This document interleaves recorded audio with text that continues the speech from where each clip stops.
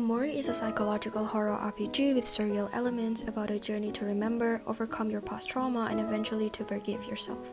We play as Sunny, a boy with a buried past we're trying to discover. Throughout the game, the player will switch between various different environments that Sunny himself created inside of him and the real-life town that he's living in. Sunny spends most of his time inside the colorful place that is Headspace as his alter ego Omori, traversing the magical and surreal world with his friends Cal, Hiro, Basil, Aubrey, as well as his older sister Mari. Everything went well until Basil disappeared and we have to go on a journey to bring him back. In this video, I will be uncovering my motivation and attraction towards the game through the lens of Freud's theory of wish fulfillment and Jung's theory of shadow.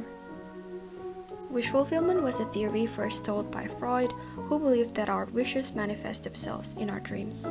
Dreams are part of our psyche, our unfulfilled desire that manifest themselves on our unconscious. He concluded that meanings are embedded and tangled in it even if we had not yet understood it. Wish fulfillment grappled with the essence of dream, unmet needs, and unfulfilled longing.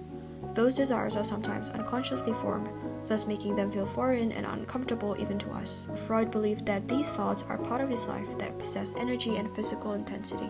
This dream world, unconscious part of ourselves, provide a place to release our desire and part of ourselves that is unmet and repressed. Colorful world filled with fantastical beings and magical adventures that allows its dreamer to escape and forget. Headspace acts as a manifestation of Sunny's wish, where he traverses the area with his childhood friends and his sister. A time when all of them were still together, a much happier memory of his life. Not wanting to deal with the event that had happened, Sunny creates Omori and builds a world inside of him. He represses the memory of the traumatic event and created the white space and headspace, two main areas of his unconscious realm where he escapes and fulfills his desire. The creation of white space happened right after the incident, where Sunny immediately withdraws into the corner of his mind. It acts as a place of comfort where no responsibility is offered and nothing is expected of him. The area can only be accessed once Sunny is asleep and acts almost as a waiting room with a door that connects him right into Headspace. A much vibrant place compared to the black and white colors of white space, where he could spend the time going on various adventures with his friends and older sister. Just as Sunny who escapes to the dream world and fulfill his wish in his unconscious realm, I tend to withdraw and disengage myself from the real world. Growing up with stories and media suited for escapism combined with a complicated family, I found myself longing for freedom and comfort offered by fictional stories told in video games, books, and films. This tendency to escape and to repress offers both relief and anxiety. Sunny, who slowly unravels and self-destructs, feels comfortable inside of his dream world. I find this portrayal of a character with all of his nuances and complexities somewhat relatable and appealing. I find it human for us to sometimes destroy ourselves in our journey to heal and to forgive. Unlike Freud, Carl Jung believed in the collective unconsciousness, the idea that aside from our personal and individual unconsciousness also exists an unconscious system that is collective, universal, and less personal. This part of ourselves is an ingrained form of unconsciousness, in which dwell our archetypes that constitute our shadow. Theorized by Carl Jung, shadow, like the term suggests, is the darkest and conflicting side of us that grows and manifests itself innately and into adulthood. Even though it is rather an antagonistic side, our shadow is undoubtedly a part of our personal and intimate life. With this, Jung believed that to understand oneself, first, we need to confront and accept all of this negative baggage that we own. Therefore, if we can see and acknowledge our own shadow, then at least an attempt to recognize the problem and journey to know ourselves has been made.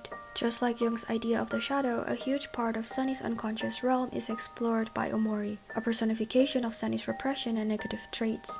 Unlike Sunny, who is more timid and shy, Omori is shown grinning and exuding confidence, taking charge and guiding their friends throughout various areas in the dream world. This contrast between them can be seen as a display of the shadow being manifested inside their unconsciousness. Unlike Sunny, Omori as the shadow accepts the guilt that comes with his action.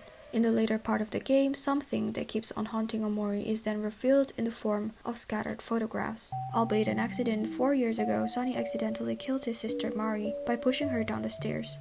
Together with Basil as his witness, they framed the accident as suicide, hanging Mari's body with a jump rope on a tree in their backyard. Unlike Sunny, who would rather forget and lock himself away, Omori sits on a throne of bloodied hands, accepting the fact that he is a murderer. This visual metaphor, alongside his action of erasing Basil from his unconscious realm, shows that Omori has no problem getting rid of the only other person who knows his secret.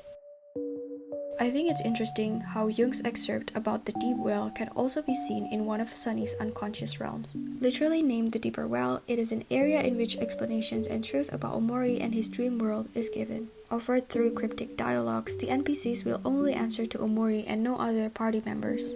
As we collect more information and go deeper into the well, our party slowly forgets Basil and his existence. I find Sunny's guilt and denial relatable to some extent. The way he pushes everyone away to wallow and drown in his own griefs and sadness, which ends up with him getting too comfortable in his misery and refusing to move on. I find this part of the game eerily calming, as if the player is standing in the eye of a storm waiting for something bad to happen. I find it appealing how the game has colorful, rounded, and cute art style while simultaneously telling a dark story that could potentially trigger the players about a mistake, guilt, and a long journey to forgive yourselves and trust your friend. Omori ends with a beginning, a chance to start fresh and a possibility of forgiveness and reunion. It ends right after Sunny's confession to his friends about Mari and her death. I keep thinking and wonder about how his friends react. Of course, after traversing the world through Sunny's eyes, I can't help but to root for him. The horrible event that left him scarred, teared his family and his friends was permanent and unchanged. It was undeniable that Sunny did something bad and maybe unforgivable. However, I like to believe that all of us are guilty of something, and all of us make mistakes no matter how big or small. Thus, Omori offers an open ending. We will never know whether Sunny is forgiven or rejected. The choice is to look within ourselves and make peace with the complicated parts that are sometimes unpleasant and foreign, being brave to confront that part of yourself and being brave to trust your friends.